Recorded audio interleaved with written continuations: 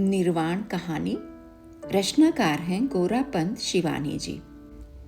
मैंने कभी सपने में भी नहीं सोचा था कि 4 इंच की हर्स्व कंचु की धारणी आधुनिका मनोरमा चोपड़ा को ऐसी आकस्मिक निर्वाण प्राप्ति हो जाएगी। मनोरमा से मेरा परिचय कई वर्ष पूर्व आकाशवाणी केंद्र में हुआ था, किंतु तब तक की मनु और आज की मनु में धरती आकाश का अंतर था। तब वह अपनी मधुर और कुछ कुछ तोतली वाणी में अपनी महिला श्रोताओं को फालसे का शरबत या आम का मुरबा बनाने की विधि बताती और कभी सोहर बन्नों के सरल लोकगीतों के टेप बजाकर उनका मनोरंजन किया करती थी। किंतु अब उसके श्रोता कम थे, दर्शक अधिक। टेलीविजन की वह अब एक अत्यंत लोकप्रिय तारिका थी। पता नहीं किस अमर बूटी शतावरी का सेवन कर उसने अपने यौवन को मुट्ठी में बंदी बनाकर रख लिया था। धीरे धीरे उस आकर्षक व्यक्तित्व से मेरा परिचय घनिष्ठ होता हुआ प्रगाढ़ मैत्री में बदल गया था। एक दिन मैंने उससे पूछ भी लिया, मनु, इन 15 वर्षों में तू क्या कोई योग साधना करती है? एक छटांक मांस भी तो नहीं चढ़ा तेरे शरीर पर। ये सब मेरे गुरुदेव की कृपा है बहन। उसका चेहरा एक अलौकिक दर्प से दीप्त हो उठा। गुरु? मैंने उसे आश्चर्य से देखा।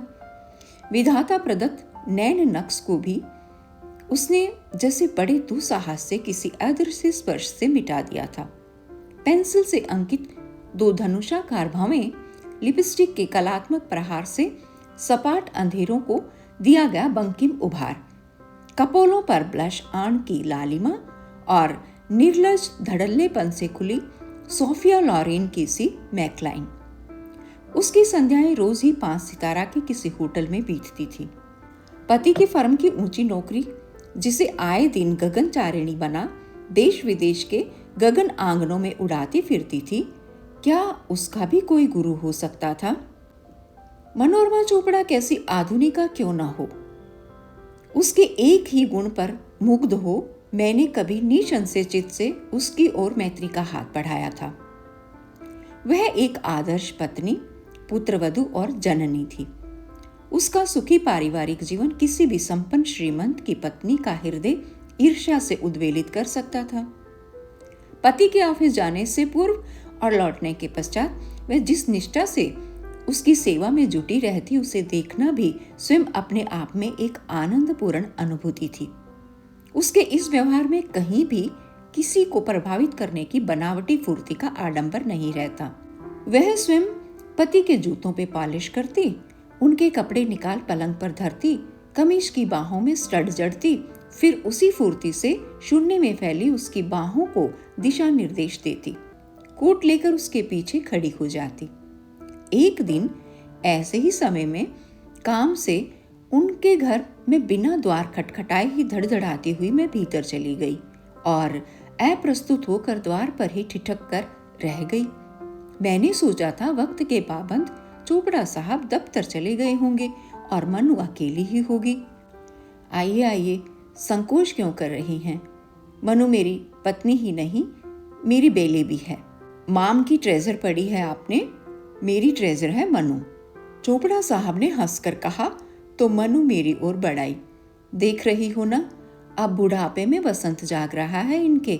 10 साल का बेटा भी अपने हाथ से टाई बांधकर स्कूल चला जाता है, पर बाप की टाई का फंदा अब भी मुझे ही ठीक करना पड़ता है।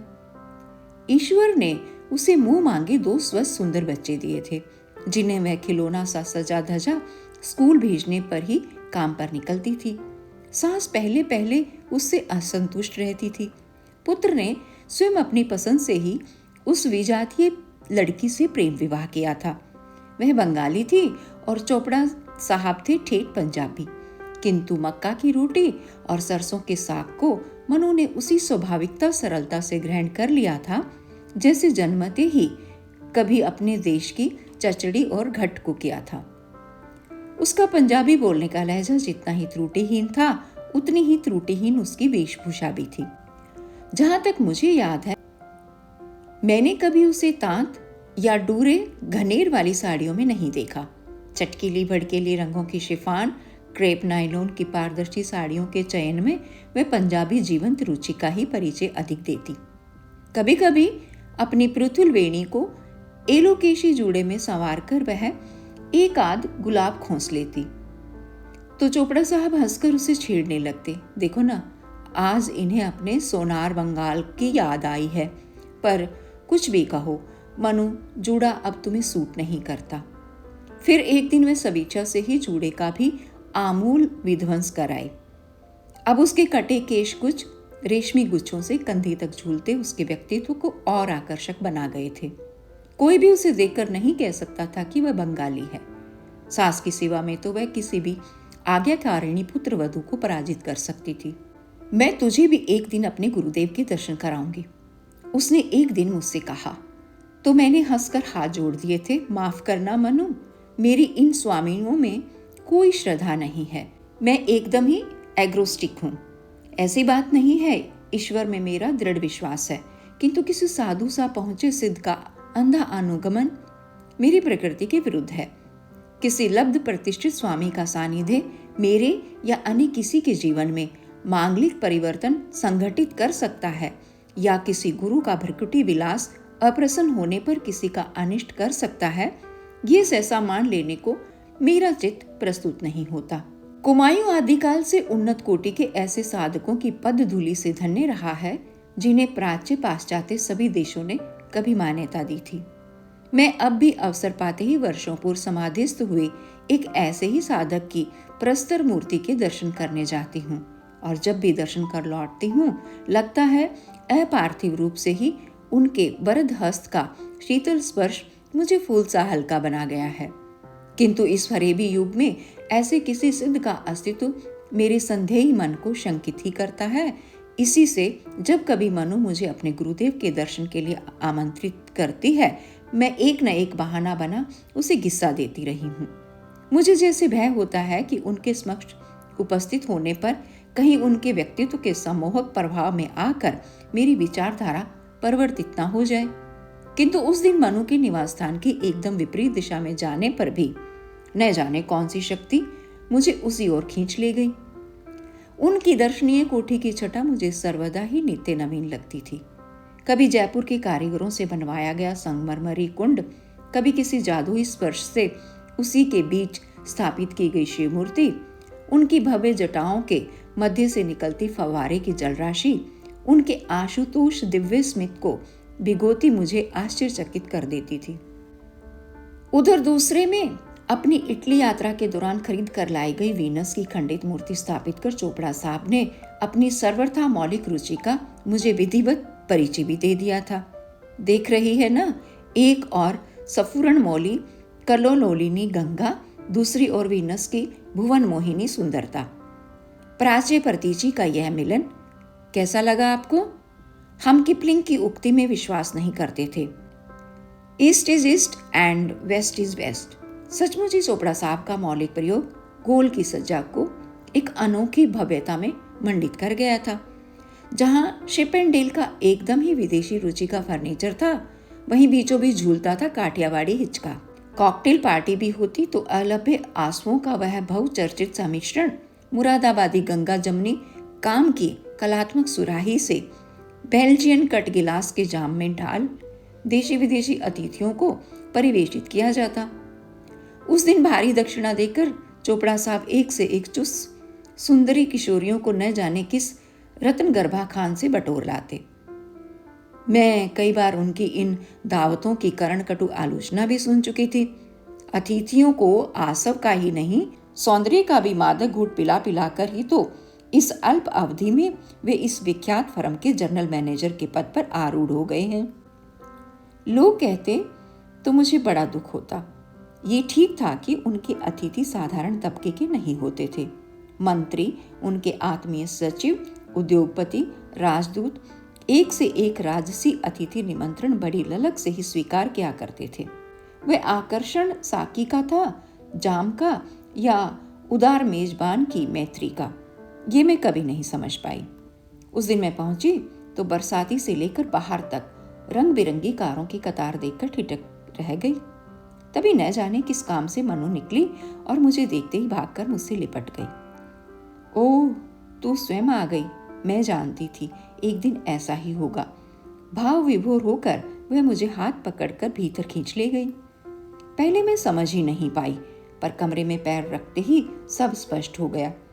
जहां दीवान, सोफा, रेशमी गद्दियां, रॉ सिल्क के पर्दों के बीच अपूर्व नग्न मूर्तियों का जमघट रहता था, वहां सब कुछ तिरोहित था।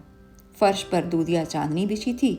एक और था छोटा सा कुशासन और बीच में धरी उसके गुरुदेव की बड़ी सी तस्वीर के सामने अगरबत्तियों के गुच्छे का गुच्छा जलता पूरे कमरे को अपनी लच्छेदार धूम्र रेखा से सुवासित कर रहा था। कमरे में तिल धरने की जगह न थी। एक से एक समृद्ध अतिथि सहमी मुद्रा में नतमस्तक बैठे गुरुदेव की प्रतीक्षा कर रहे थे। कौन कह सकता था कि ये वे परिचित चेहरे हैं जिन्हें मैं कुछ दिन पूर्व एक सुविख्यात होटल में दिए गए विवाह भोज में इस्तांबुल की नग्न प्राय कैबरे नर्तकी की चिकनी देह पर निर्जलता से आंखों आंखों में लार टपकाते देख चुकी थी। कमरे में तानपुरे और तबले की जोड़ियों के बीच बैठी आकाशवाणी की कई परिचित नायिकाओं को मैं पहचान स्मित का अभिवादन दे रही थी कि दूसरी ओर बैठी अपनी साहित्यिक बिरादरी के व्यंग्यात्मक स्मित से सहम गई।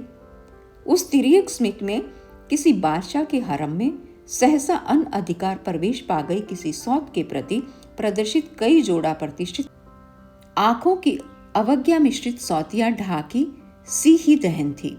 सहम कर मैंने आंखें फेर ली और सक पकाकर बैठ गई।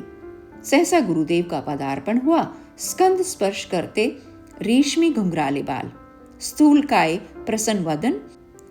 उस दिव्य पुरुष को देखते ही जैसे सबको एक साथ बिजली का सा झटका लगा और सब खड़े हो गए। संकेत से ही उन्होंने सबको बैठने का आदेश दिया। फिर अपनी गूढ़ दृष्टि मेरी ओर निबद्ध कर बोले, अवश्यम भावी अवश्य होता है लड़की। क्यों, अपने पति के विषय में अब भी सोच रही है क्या? मुझे पसीना आ गया। कैसे जान गया था ये प्रज्ञाचक्षु? मेरे पति को उस दिन हरारत हो गई थी और वैसी ही अवस्था में उन्हें दौरे में बाहर जाना पड़ा था। मैं सचमुच उस क्षण यही सोच रही थी, क्या यह उनका परिचित ज्ञान था या विचार स्थानांतरण? मैंने लज्जा और परिताप से सिर झुका दिया। यह यहां नहीं आना चाहती थी। स्वामी जी का दिव्य स्मित मेरी नंगी पीठ पर फिर तड़ातड़ चाबुक सी मारने लगा, किंतु इसे यहां आना पड़ा। सोच रही थी पति को बुखार ही में दौरे में जाना पड़ा है, पता नहीं कैसे हैं। वे फिर हंसे। चिंता मत कर, सब मंगल होगा। मेरे लिए ये सब जलसा सुगम है। उन्होंने अब अपनी दृष्टि को कमरे में बिखरी भीड़ पर घुमाकर कहा, इसे जानने के दो मार्ग समीकरण अर्थात जागतिक शक्तियों के संघट का स्वरूप ज्ञान और दूसरा तीव्र दृष्टि, जिसे तुम लोग शायद दिव्य दृष्टि कहने पर अधिक स्पष्ट रूप से समझ लोगे। कमरे की भीड़ को आतुरता की लहर चंचल कर गई। आधुनिक जीवन के अनेक संशयों में शुद्ध कितने ही व्याकुलचित एक साथ अनेक प्रश्न पूछने को लालायित हो और निकट खिसक आए। उधर द्वार के पास ही बैठी 3-4 सुंदरी किशोरियां एक साथ हवा के झोंके की तीव्रता से बाहर निकल गई।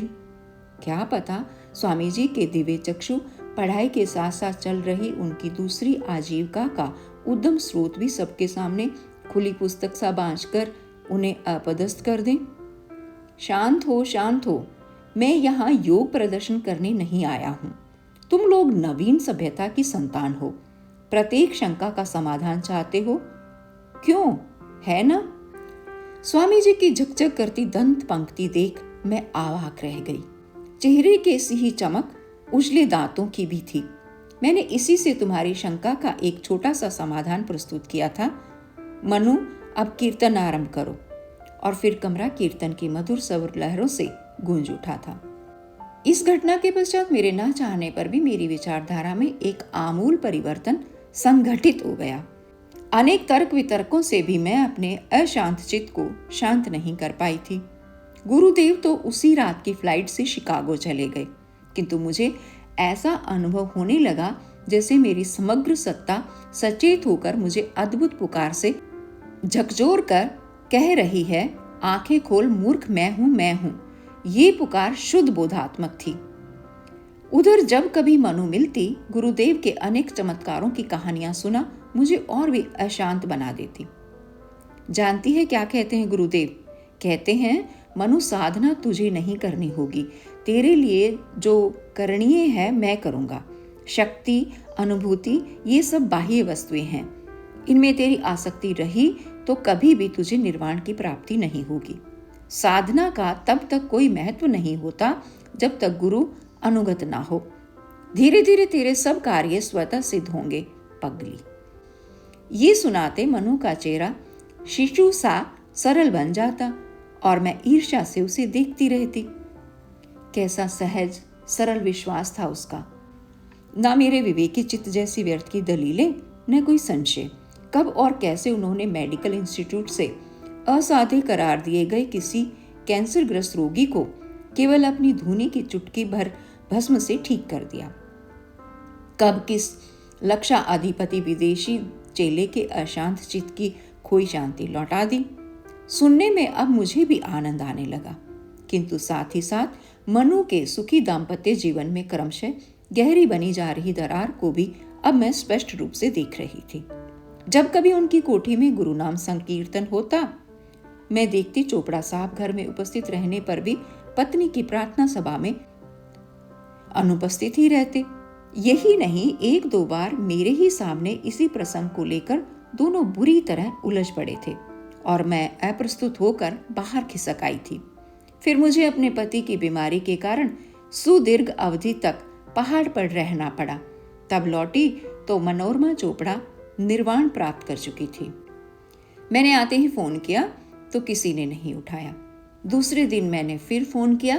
प्रातः काल तो वह केवल अपने परिवार के लिए सुरक्षित रखती थी, निश्चय ही घर पर होगी। बड़ी देर तक फोन की घंटी किर किर कर बजती रही। अंत में जब निराश होकर मैं रखने ही जा रही थी कि उनकी नन्ही बेटी बुलबुल ने फोन उठाया। हेलो। नन्हे स्वर को फोन पर ही दुलार कर मैंने पूछा, मम्मी को फोन देना तो बेटी। मम्मी तो है नहीं। स्वर की अस्वाभाविक उदासी ने मुझे चौंका दिया। कहाँ गई? उसने इस बार बिना कुछ कहे ही फोन नीचे रख दिया। ऐसे तो वह पहले कभी नहीं करती थी। मनु ने नम्रता और शिष्टाचार की घुट्टी तो अपने बच्चों की जन्म घुट्टी में ही घोलकर पिलाई थी। उसी दिन फिर मैं स्वयं ही उसकी कोठी पर पहुंच गई थी। स्वार्थ कुछ मेरा भी था। मेरी एक मौसेरी बहन कैंसर के क्रूर पंजे में दबी भयावह यंत्रणा से छटपटा रही थी। क्या पता उसकी चमत्कारी गुरु की चुटकी सी भभूत उसे भी नवजीवन प्रदान कर दे। गुरुदेव का पता लेने ही मैं उस दिन वहां पहुंची थी। घंटी बजाई तो चोपड़ा साहब ने ही द्वार खोला। मैं उन्हें आश्चर्य से देखती ही रह गई। जिस दार्शनिक व्यक्ति की साज सज्जा देखकर कभी भूख भागती थी, वह मेरे सम्मुख किसी निगर गंड फकीर सा ही खड़ा था। मैला सा सिलवट पड़ा नाइट सूट, ड्रेसिंग गाउन की उधड़ी तुरपन एक और लटकी थी। बड़ी दाढ़ी चेहरे को रुग्ण बना, जैसे उनकी वयस के 10 साल और बढ़ा गई थी। ये क्या चोपड़ा साहब, बीमार थे क्या? मनु कहाँ है? मैंने पूछा। किसी परमहंस की सी हंसी से उनका चेहरा सहसा करुण हो गया। विद्रूप और व्यंग्य की ऐसी विभत्स झुर्रियां मैंने आज तक किसी चेहरे पर नहीं देखी। Manu, she has gone with the wind, अर्थात वह चली गई, हवा के साथ उड़ गई। और फिर हाथ का बुझा सिगार हाथ में ही लिए वे अपनी भूल भलैया सी कोठी के न जाने किस कमरे में जाकर खो गई। भीतर जा माता जी से सब कुछ सुन मैं स्तब्ध होकर घर लौट आई थी। मनु ने इधर अपनी सुखी गृहस्थी की लक्ष्मण रेखा स्वेच्छा से ही लांग कपटी रावण का हाथ पकड़ लिया था। पहले भी कई बार उसकी पति से इन्हीं गुरु को लेकर झड़प हो चुकी थी। आए दिन उनके साथ धार्मिक गोष्ठियों में भाग लेने देश विदेश की खाक छानती मनु पति, पुत्र, पुत्री सबको भुला बैठी थी। खोती नु कुछ खिला दिया सी गुरु दे बच्चे ने। माता जी के आंसू उनके अनुभव की झुर्रियों पर टपकते एक पल को उन्हें विहल कर गए। फिर उन्होंने मनु के दुर्भाग्य का पूरा प्रकरण मुझे सुना दिया। एक दिन पुत्र को तीव्र जबर में छोड़ वह अपने गुरु के साथ तिरुपति जाने लगी तो उसके पति ने उसे उसके गुरुदेव के सम्मुख ही डपट दिया था। संजय को तेज बुखार है, बेबी का भी ब्लड प्रेशर कल से बढ़ा हुआ है, ऐसे में तुम नहीं जा सकती मनु। मन ही मन क्रोध से जला भुना जा रहा था, पर स्वर था एकदम शांत निर्विद्वेग। पर उस मत्था साड़ी के सिर पर तो गुरु का जादू चढ़कर बोल रहा था, नहीं मैं जा रही हूं, गुरु मेरे साथ हैं, संजय का कोई अनिष्ट नहीं हो सकता, मैं उसे भभूत लगा जाऊंगी। मनु, इस बार पति का पौरुष उसके कंठ स्वर में तिर होकर गूंज उठा था। तुम बिल्कुल नहीं जाओगी, अगर गई तो फिर दरवाजे तुम्हारे लिए लाख खटखटाने पर भी कभी नहीं खुलेंगे, सोच लो। माताजी ने लपक कर द्वार की ओर बढ़ रही बहू को बाहों में भर लिया था। मत जा बेटी। अरे इसका गुस्सा बड़ा बेढब है, मैंने तो इसे गर्भ में रखा है मनु, जो कहेगा वह करके रहेगा। महाराज आप ही समझाइए इसे। विहल सी होकर बहू को छोड़ माताजी हाथ बांधे अब तक प्रस्तर मूर्ति से खड़े स्वामी जी के सम्मुख दूरी हो गई थी। किंतु कैसा आश्चर्य था कि एक सुखी संपन्न परिवार की नींव में जानबूझकर ही डायनामाइट सुलगाता वह संसार त्यागी रहस्यमय स्वामी चुपचाप खड़ा था। मम्मी मम्मी, बुखार में पड़ा संजय तभी कमरे से उसे जोर जोर से पुकारने लगा। कसाई भी होता तो शायद पसीज जाता बेटी, माताजी दुपट्टे से आंखें पोंछती कहती जा रही थी, पर वह अभागी नहीं पसीजी। मैंने रोक कर हाथ पकड़ लिया, पर उसने झटका देकर छुड़ा लिया और तेजी से बाहर निकल गई। बाहर स्वामी की कार खड़ी थी, दोनों कब बैठे और कब गए फिर हम जान भी नहीं पाए। शायद उसी के साथ साथ हम पर भी कुछ मूठ चला गया था अभागा। फिर उसका वह सर्वनाशी पत्र एक दिन किसी घातक भूकंपी धक्के के आकस्मिक प्रहार से उसकी गृहस्थी के बचे खुचे खंडर को भी भर भरा कर भूमिसात कर गया। आप लोग मेरा मुंह छोड़ दें, मैंने गुरु कृपा से अपने जीवन का लक्ष्य पा लिया है। उसके बाद मुझे महीनों तक उसका कोई समाचार नहीं मिला। फिर एक दिन एक साथ ही देश के प्रमुख समाचार पत्रों ने उसके गुरुदेव की धज्जियां उड़ाकर रख दी। कभी इन अखबारों में उनके भक्त पत्रकारों ने उनकी प्रशंसा में कलम तोड़कर रख दी थी। आज वही लेखनी विमुख होकर उसके लिए आग उगल रही थी। उसकी तस्करी की कहानियां भोली भाली युवतियों को ही नहीं, अनेक सुशिक्षिता आधुनिकाओं को भी अपने सम्मोहन पाश में बांधने का रंगीन विवरण, कई विदेशी चेले चपाटों की लूटपाट, उन्हें पथ का भिखारी बना देने का लेखा पढ़कर भी मुझे सब कुछ अधूरा सा ही लगा था, क्योंकि उनकी जिस शिष्या ने उन्हें दीक्षा की सबसे गहरी दक्षिणा दी थी, उस अभागिनी का नाम मुझे कहीं ढूंढने पर भी नहीं मिला।